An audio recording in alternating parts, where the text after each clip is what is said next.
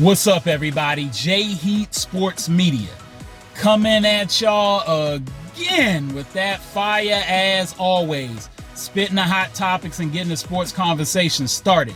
Y'all know what I'm talking about. Football, basketball, and boxing. All right, so we still on the subject of basketball. This is part 2, old school versus the new school NBA. I told you I want to paint a picture for you to get you to understand just how difficult these conversations are of whose era was better. And I want to start some food for thought. I'm not even going to give y'all my opinion on this one as far as who's better, but I do want to entertain the thought of if we saw a game, best of 7, old school versus new school, how would that really play out?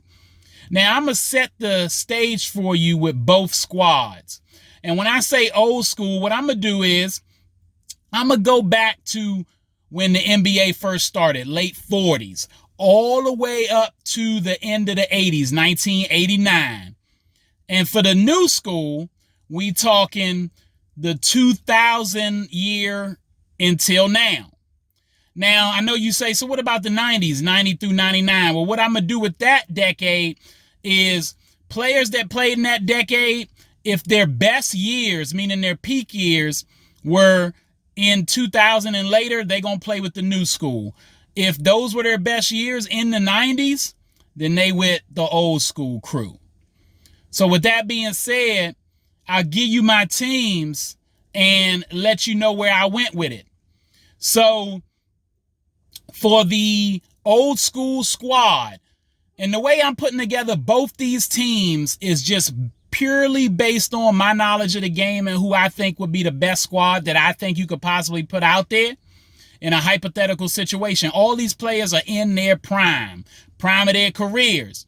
So I'm going to pick the best 10 guys for each squad. And then for the last 2 spots to fill out my 12-man team, I'm going to do kind of like they do in the Olympics most times and look at need. What are those 10 guys? What do we got? And how could the extra 2 guys who probably ain't going to get too much playing time unless it's in a pinch, how would they complement the squad? So for the old school, I'm going with my starters. There's so many to pick. And honestly, it's difficult for both these teams. You'd be surprised. I personally thought it was harder. I gave this a lot of thought. I thought it was harder to come up with the new school team, even though there's more years I'm dealing with the old school. But I don't want to make this too long, so I'm just going to get right to it. Old school guys. What I'm going with is a mid-80s to late 80s Magic Johnson at my point. He's the starter. I think that's just undisputed. MJ, is at the 2. I'm going with an early 90s MJ, those first 3 peats of MJ, where he was at his peak and he was winning. Larry Bird, mid-80s, when he was winning all his MVPs and getting some rings. He's my small forward, starting. My 2 power forwards, my 2 big men, I should say, don't include a power forward. Actually, there's not a power forward on this team. Spoiler alert.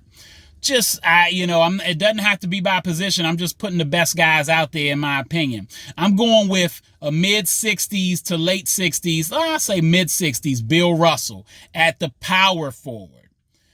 And then I'm going with my center being a mid-70s Kareem Abdul-Jabbar. He's the starter. My bench, same thing with the bigs. I said I don't got no power forwards. I'm going to take a late 60s Wilt Chamberlain. And then, I'm talking about when he was dropping 50, getting 25 boards, that Wilt. I'm taking an Akeem Olajuwon, 1994, when he won the chip. And you could say he had some years even before that when he was nicer, but I'm going with that Olajuwon. That's my 4. My 3 is a mid-70s to late 70s Dr. J. And then I'm taking 2 guys from the 60s, and I would say mid-60s, during that stretch when Oscar Robertson pretty much averaged a triple-double for about a 5-year stretch. He's my point. And Jerry West, can't leave the logo off, not just because he's a logo, but he was that dude. And then for the last 2 spots, what I decided to go with, this team doesn't have a whole lot of shooting on it. Not that they need it, because we're going to control the paint. And if you had asked me if I put a team like this together back when, I was in my 20s, I'd have told you this is impossible to beat this squad or even compete with this squad. So why are we having this conversation?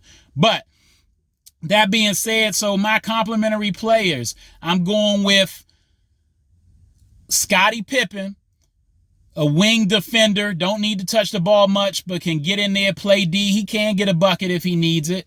I'm talking a 1996 Scottie Pippen. And then I'm going with Reggie Miller, mid-90s Reggie Miller, another wing. He's deceptively solid on D, but he more importantly addresses my three-point concerns. That's the old school squad. New school squad, coming in the starting lineup, I'm taking, let's just go with the first three obvious ones to me that I'm starting is going to be Steph Curry. I'm taking Steph Curry when he was playing with KD. Even after the unanimous MVP, I think he was a little bit better. He was getting even better. I'm going to take KD at that same time and LeBron James around that same time. They all in the starting lineup.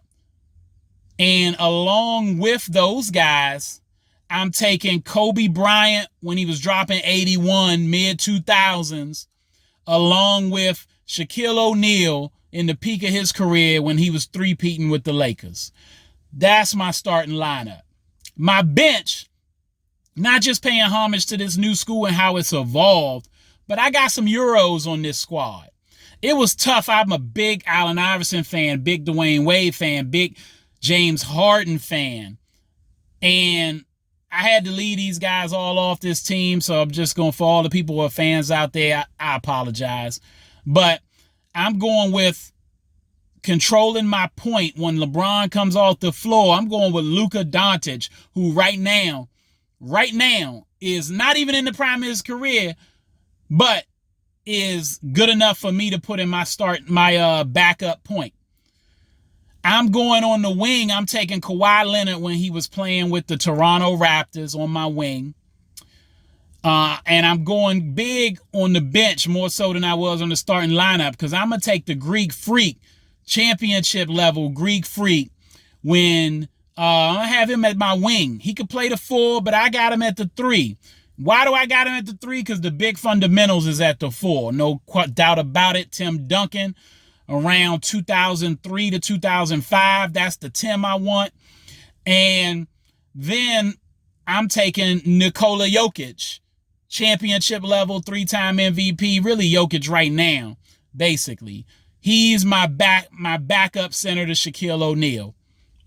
My 2 utility players on this squad, because we're going to be moving at a fast pace, spreading the floor. We want a little more space, a little more pace, and a little more shooting. I'm going with guys that can play two-way, but most importantly can shoot.